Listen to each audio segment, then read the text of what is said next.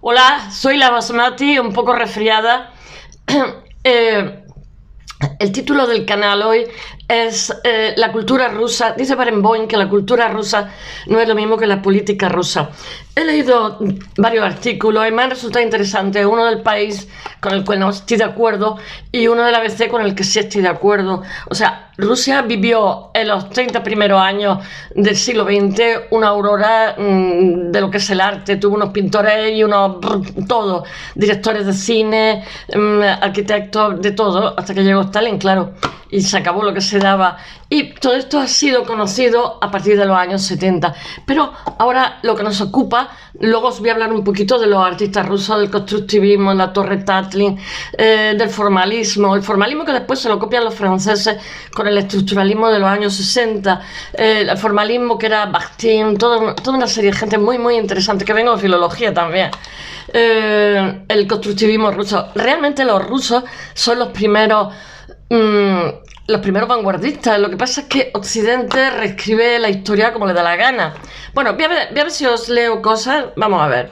Dice, hace unos días el pianista, hay un pianista de 20 años, dice, Alexander Malov, de 20 años, publica un mensaje en su cuenta de Facebook. Dice, todos los rusos nos sentiremos culpables durante décadas por una terrible y sangrienta decisión en la que ninguno de nosotros pudo influir. A mí me da vergüenza ajena que los pobres tenistas, que el Bolshoi, que la Soprano, y todo, tienen que decir que están en contra de Putin. En primer lugar, para ellos es peligroso, pero en segundo lugar, ¿por qué tienes que forzar a una persona a decir eso y si no se queda sin trabajo?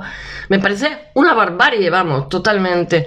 Entonces, el artículo del País dice que el Hermitage de Leningrado ha cortado con Occidente, pero ¿cómo no va a cortar con Occidente? Si, yo qué sé, le estamos todo el día haciendo faena a los pobres artistas. O sea, no pueden entrar a la Bienal de Venecia, no pueden entrar a la Cannes. O sea, una cantidad de feos que no vienen a cuento, porque los pobres artistas se representan a sí mismos, ¿vale? De acuerdo que diga, bueno, quien representa a Rusia que no esté, pero los que son independientes, por favor, dejadlo funcionar, que hay muy buenos artistas. Bueno, el vínculo entre los museos rusos y los occidentales se ha roto. Con ello se pierde un privilegiado canal que existió incluso en la época de la Guerra Fría. Mirad, el Hermitage de Leningrado, incluso a caballo, se tardan varios días en recorrerlo. El arte es un privilegiado canal diplomático, político y cultural entre ambos bloques. Ellos tienen muchísimo, pero muchísimo arte. Entre el que tienen y el que robaron, pues ya ni te cuento. Bueno, nadie interferirá en nuestra ofensiva artística. Las declaraciones del director de, ¿cómo se llama?, del Hermitage, que se llama Mikhail Piotrowski, que tengo que leerlo, de San Petersburgo. Yo siempre digo Leningrado, me he quedado parada en el tiempo. Al periódico oficial Rossiyskaya Gazeta, contaminan el arte a través de un lenguaje de guerra. Esto, ¿qué es lo que está diciendo este señor del País? ¿Qué está diciendo, por favor? ¿Qué está diciendo? Si en Florencia han dicho que quiten una escultura de Dostoyevsky, por favor. En la universidad que no se estudia ahora a los escritores rusos, por favor. A la ensaladilla rusa, que ya no es rusa, que es ensaladilla de Kiev. O sea, no puede ser la cosa más ridícula. Los pobres tenistas, pero de verdad, esta pobre gente, ¿por qué tiene que cargar con esos desastres? Yo qué sé, y después había un grupo de ballet también en el cual había ucranios, moldavos y tal, también rescindió el contrato. No los dejan entrar para nada en ningún sitio. Bueno, una semántica soviética que regresa 100 años después de la guerra civil entre el 17 y el 26.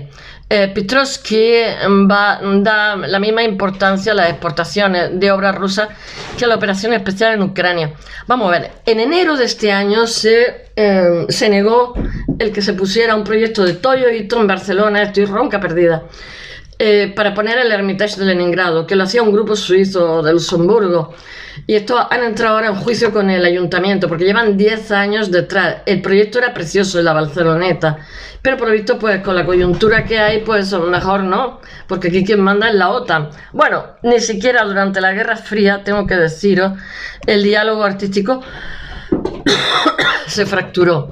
Era un canal de comunicación, un recurso para callar posibles enfrentamientos nucleares. El Hermitage mantenía excelentes relaciones con Occidente. Las palabras de su director son sorprendentes y un disgusto inmenso, comenta sin querer ser citado el responsable de una de las grandes pinacotecas del mundo. Bueno, en 1998, los presidentes Clinton y Boris Yeltsin firmaron un acuerdo para promover el mejor entendimiento entre las dos culturas.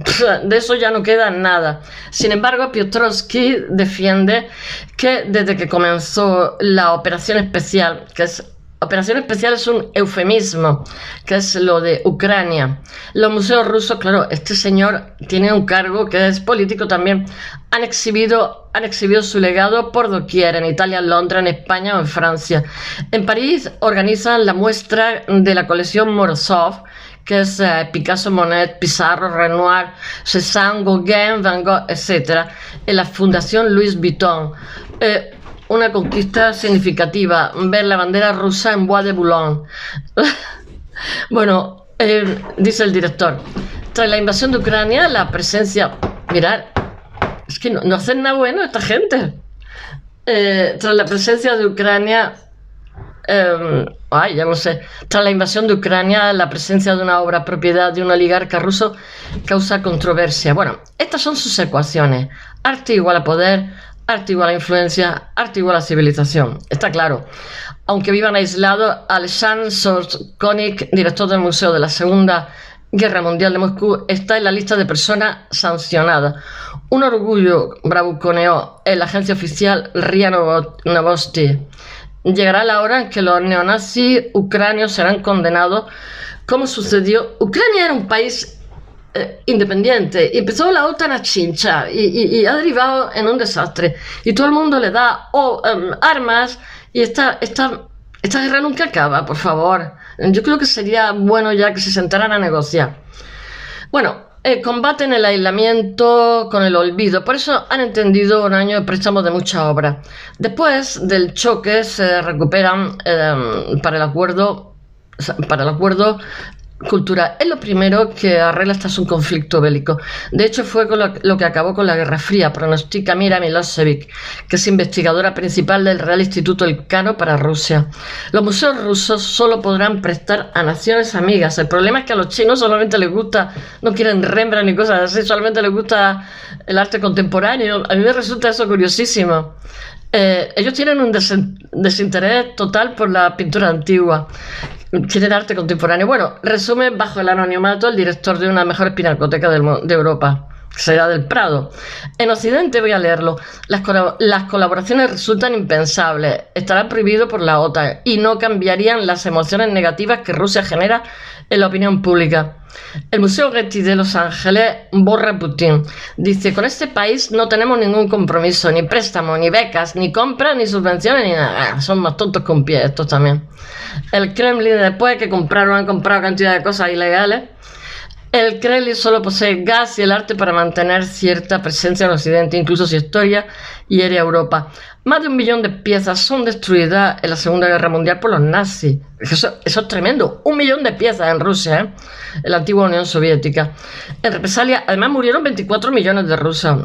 En represalia, cuando llegan a Alemania, saquean los museos de Berlín, Dresde, Wiesbaden y Linz. Atención.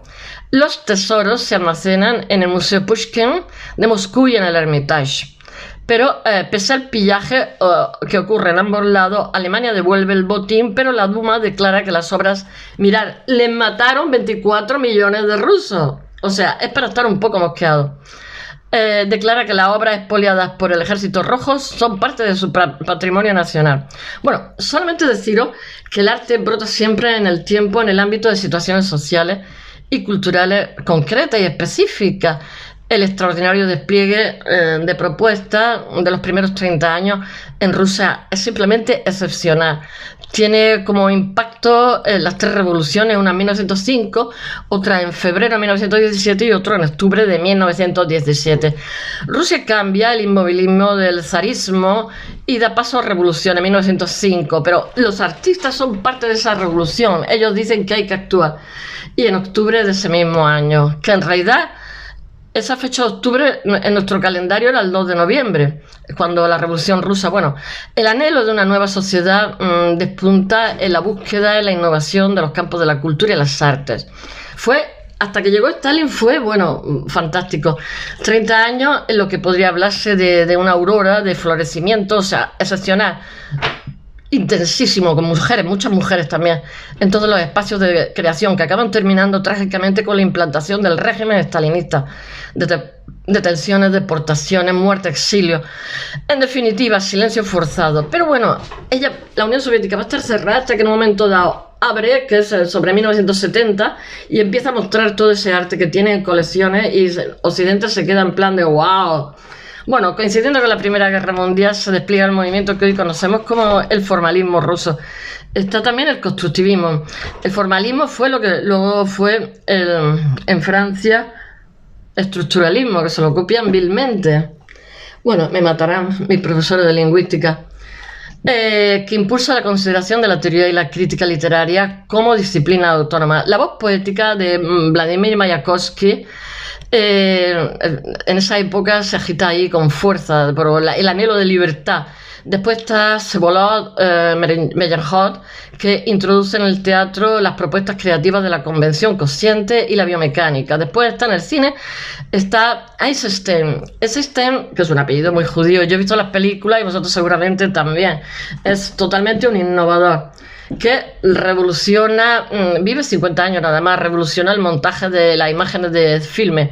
Se tenía muy buenos directores, me acuerdo del acorazado Potenkin, bueno, y el Napoleón, bueno, y la música con una riqueza que sigue siendo, bueno, que está Stravinsky, Prokofiev, yo qué sé, Shostakovich, no sé, muchísimo, hay tantísimo. Bueno, en artes visuales siempre son una potencia en arte. En artes visuales está Malevich, Tatlin, Vasily Kandinsky, Marc Chagall, Lisinski, Rodchenko. Lisinski tengo que hablar un día de Rodchenko, Kluzi y un grandísimo número de mujeres. Entre ellas está Goncharova, Alexander Exter, Lukov, Popova, Barbara Stepanova, y durante décadas este impresionante florecimiento va a ir a más. Permanece casi olvidado en Occidente, a pesar de haber sido excepcional.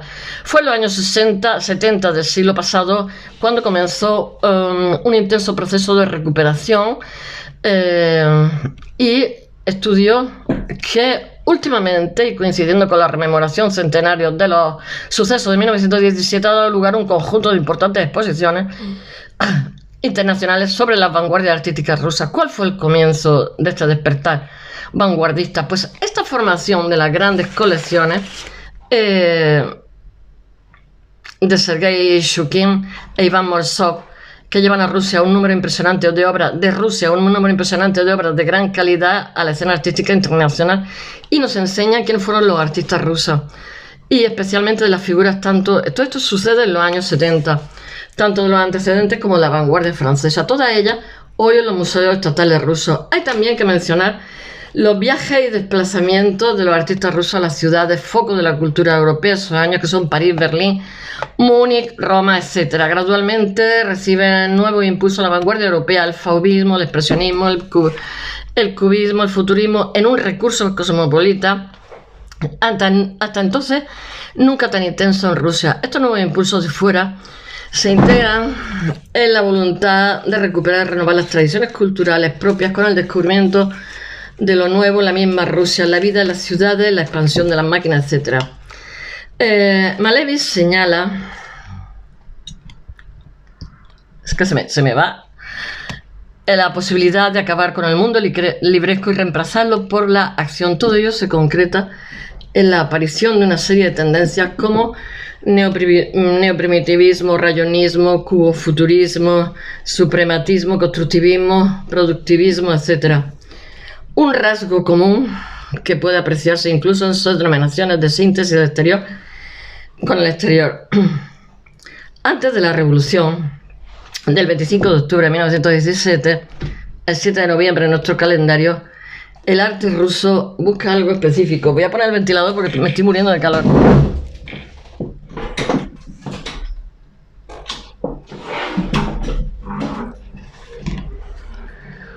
A partir del contraste con el europeo. en un texto de gran profundidad teórica.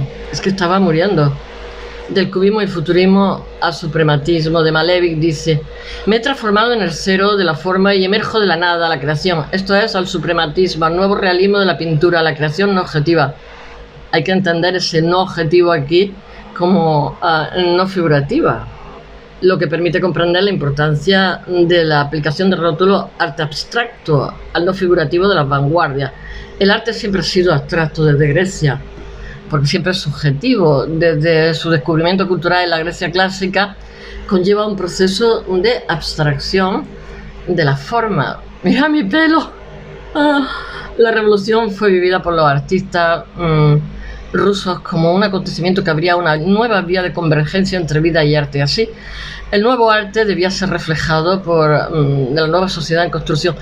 La línea que abre quien fuera el comisario del pueblo para la educación entre 1917 y 1929, que es Anatoly Lunacharsky, es que tiene unos nombres míos que apuntan en esa dirección, manifestando la necesidad de la no injerencia política en las actividades artísticas. Bueno, en una de las manifestaciones debería estar referencia para los políticos actuales. Dice: en cuestión de forma no deben tenerse en cuenta el gusto del comisario del pueblo ni de ningún representante de gobierno. Bueno, en la época de Stalin no lo pudieron hacer, y a ellos se une la puesta en marcha de instituciones, museos, para presentar el nuevo arte al pueblo. ¿En dónde se sitúa entonces la convergencia entre arte y sociedad? Mira que te pelo. En una concepción del arte centrada en la acción del arte como acción. Su manifiesto realista 1920, Naum Gabo y Nicolaus Preston dice: la acción es la verdad más alta y más firme. Y Malevich en el suprematismo señala la posibilidad de acabar con el mundo libresco al reemplazarlo por la experiencia de la acción, a través de las cuales todos comunicaron con la creación total. Es decir, se busca un arte a pie de obra, a pie de calle, capaz de introducirse de forma directa en la vida de la gente. En su declaración de 1920, el trabajo por realizar todo esto se para cuando llega Stalin, ¿cómo no? En 1920 el trabajo por realizar concibe una maqueta del monumento a la Tercera Internacional que no llega a realizarse. Eso Stalin, he hablado de él, me encanta. Y pide a los artistas el constructivismo, que luego pasado en la posmodernidad. Zaha Hadid toma el constructivismo.